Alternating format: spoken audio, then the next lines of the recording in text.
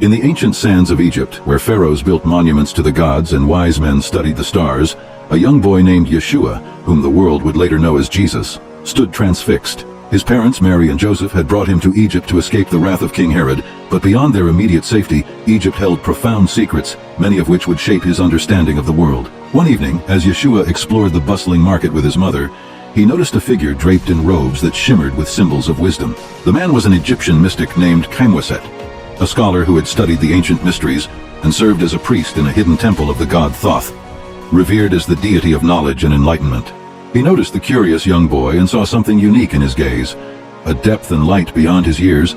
With permission from Mary, Khaimweset invited Yeshua to join him in the temple library, where the air was thick with incense and the walls were lined with scrolls that held teachings stretching back thousands of years. There, Khaimweset shared stories of the ancient ones who believed in a universal force of love and unity, an energy that connected all beings across the realms of the seen and unseen. Yeshua, young as he was, seemed to intuitively grasp these complex ideas. The mystic began to suspect that this child was no ordinary boy. He was wise in a way that even Khaimweset had rarely seen. Over the weeks, the priest taught Yeshua about meditation, the power of the mind, and the soul's journey toward light and truth. Yeshua learned about the Ba and the Ka, the Egyptians' terms for the soul and spirit, and how they believed that both would journey together toward a higher reality. The young boy also learned of Ma'at, the principle of truth, balance, and order, which was essential to harmony in the universe. These teachings resonated deeply with him, aligning with what he felt in his heart to be true. One night, as Yeshua meditated with Khaimweset under the vast desert sky, the priest taught him a prayer to connect with the divine presence that the Egyptians called the One Light.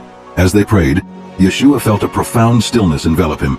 He experienced a warmth, as if light itself was reaching out to touch him, and for the first time, he saw a vision, a glimpse of the path he would walk, the challenges he would face, and the light he was destined to share with the world. From that day on, Yeshua's life was forever changed. His time with Khaimweset and his immersion into Egyptian wisdom deepened his understanding of life's mysteries, yet left him with questions that he would ponder for years. He came to realize that the one light the Egyptians revered was the same force he had always felt guiding him. The wisdom he absorbed became woven into his heart and mind, and he carried it quietly as his family left Egypt to return to Nazareth.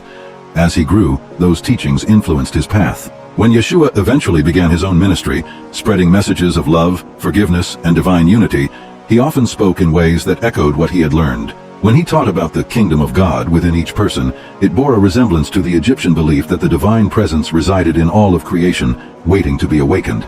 His words carried the essence of that ancient wisdom, though he shared it in a way that anyone, from the poorest villager to the wisest scholar, could understand. Years later, the people would listen in awe to his teachings, sensing that his words held something timeless. They might not have known of his early days in Egypt, nor of the wisdom he had gathered there, but they felt its power. And in quiet moments when he stood alone, gazing at the stars as he had done in Egypt, Jesus would remember Khaimweset and those sacred lessons. He understood now that Egypt had been more than a refuge. It had been a place of awakening.